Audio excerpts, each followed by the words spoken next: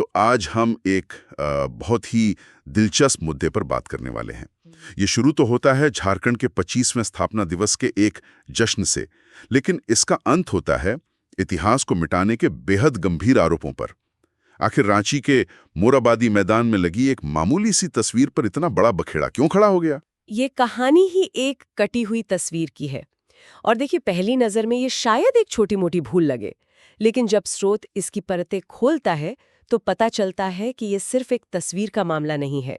ये जुड़ जाता है दशकों पुराने इतिहास से, राजनीतिक साजिशों के आरोपों से और एक पूरी की पूरी विरासत को मिटाने की कोशिश से।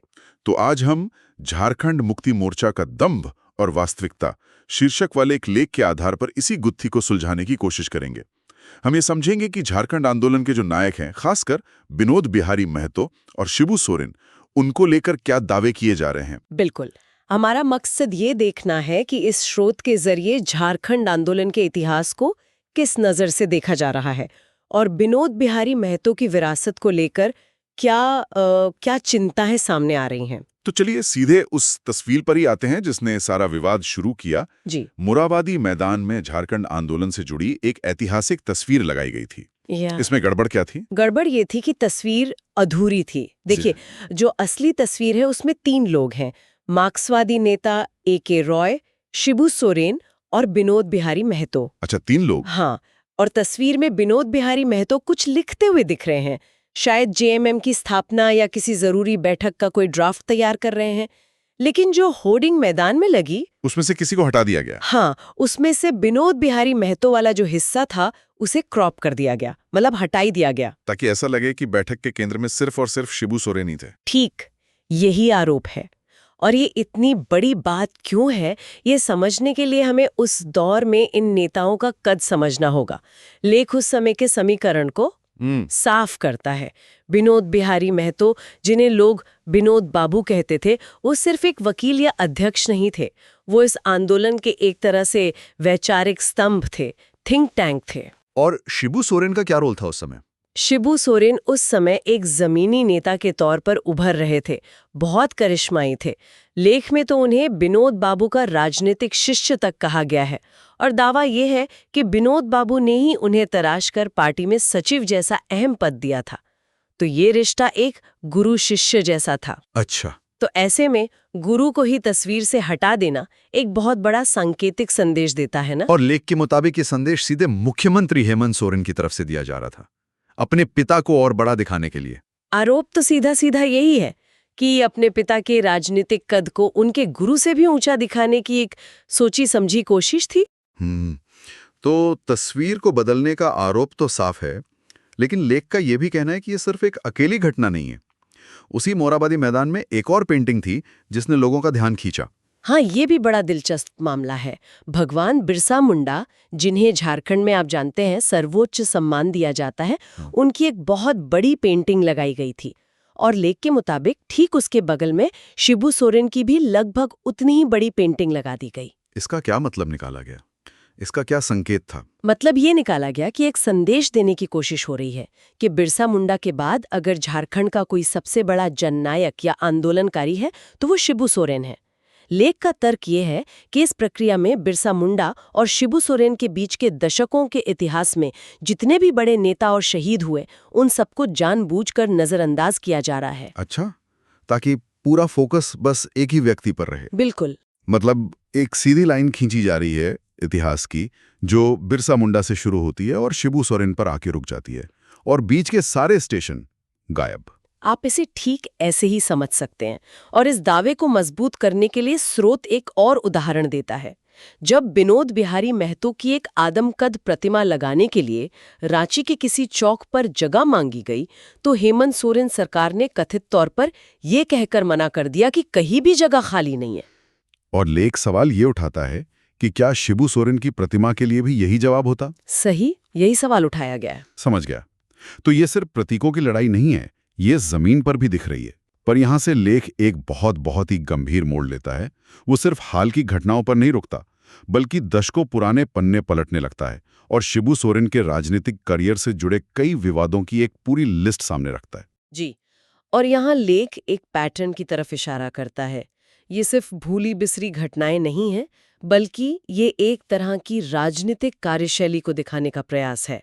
लेख के मुताबिक पहला कदम अपने गुरु या बराबर के साथियों को किनारे करना, दूसरा सत्ता के लिए किसी से भी समझौता करना, और तीसरा जो सबसे गंभीर आरोप है कि इन समझौतों से जुड़े राज दबाने के लिए किसी भी हद तक जाना। चलिए इन आरोपों को एक एक कर समझते हैं। जी। सबसे पहला आरोप 1975-76 का है, इमरजेंसी के दौर का। हाँ, उस समय देश में इमरजेंसी लगी थी, विनोद बिहारी महतो जेल में थे, और लेख का आरोप है कि उस मुश्किल वक्त में शिबू सोरेन ने पार्टी के फैसले के खिलाफ जाकर कांग्रेस के समर्थन से चुनाव लड़ा था।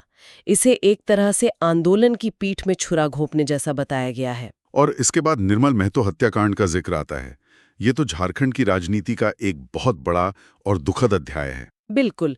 निर्मल महतो जेएमएम के एक बेहद लोकप्रिय और दमदार अध्यक्ष थे।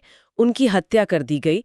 लेख में यह आरोप लगाया गया है कि इस हत्याकांड की साजिश की जो जांच थी, उसे कभी ऊपरी स्तर तक नहीं जाने दिया गया, और इसका सीधा फायदा शिबू सोरेन को मिला, जिनके लिए पार्टी की कमान संभालने का रास्ता साफ हो गया। एक मिनट, इन दोनों शुरुआती आरोपों में एक बात कॉमन लग रही है। जी जब भी पार्टी या आंदोलन एक अहम मोड़ पर था, जी चाहे वो इमरजेंसी हो या निर्मल महतो की हत्या के बाद का दौर, लेख का दावा है कि शिबू सोरेन ने ऐसे कदम उठाए जिनसे उन्हें निजी तौर पर फायदा हुआ। क्या लेख ये बताए की कोशिश कर रहा है कि ये उनकी राजनीति का एक पैटर्न रहा है? आप सही पकड़ रहे हैं। लेख इसी पैटर्न को आगे बढ़ाता है।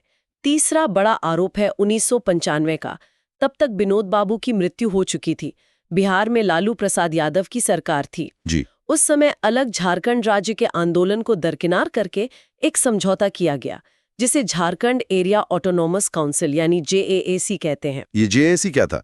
इसे धोखा क्यों माना गया? देखिए, झारखंड आंदोलन की मांग एक अलग, एक संप्रभु राज्य की थी। जी। JAC अलग राज्य नहीं था। ये तो बिहार के अंदर ही कुछ सीमित शक्तियों वाली एक स्वायत्त परिषद थी। जी। तो आंदोलनकारियों के लिए अपने लक्ष्य से भटकना था। और लेख का आरोप है कि अलग राज्य के सपने को छोड़कर ये समझौता एक मोटी डील के तहत किया गया था, और शिबू सोरेन ने इसे स्वीकार कर लिया। और ये डील करने के आरोप यही नहीं रुकते। केंद्र की नरसिम्हा राव सरकार से जुड़ा भी एक मामला है ना? हाँ, JMM रिश्वत कांड, ये तो राष्ट्रीय स्तर पर बहुत चर्चित हुआ था। आरोप ये था कि शिबू सोरेन और उनके कुछ साथी सांसदों ने पैसे लेकर नरसिम्हा राव की अल्पमत सरकार को बचाया था। जी। लेख का दावा है कि ये एक तगड़ी डील थी। और इसी से जुड़ा एक और बेहद संगीन आरोप है शशिनाथ झा हत्याकांड का। जी, शशिनाथ झा शिबू सोरेन के निजी सचिव थे। उनकी रहस्यमयी परिस्थितियों में हत्या हो गई। जी। लेख का दावा है कि ऐसे आरोप लगे कि शशिनाथ झा उस रिश्वत कांड के बारे में बहुत कुछ जानते थे, और उसी डील को छुपाने के लिए उनकी हत्या हुई। ये तो बहुत गंभीर इल्जाम है। और इस लिस्ट में एक और हत्याकांड का जिक्र है, सांसद सुनील महतो का। हाँ, सुनील महतो भी JMM के एक उभरते हुए सांसद थे। नक्सलियों ने उनकी हत्या कर दी थी। लेख का आरोप है कि उनकी हत्या के बाद भी पार्टी ने किसी उच्च स्तरीय जांच की सिफारिश नहीं की, और इसके तुरंत बाद शिबू सोरेन को केंद्र की UPA सरकार में कोयला मंत्रालय जैसा बड़ा और कह सकते हैं मलाईदार विभाग मिल गया।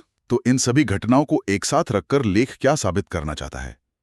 निर्मल महतो, सुनील महतो, ये सब तो JMM के शहीद माने जाते हैं। यही तो लेख का मुख्य बिंदु है।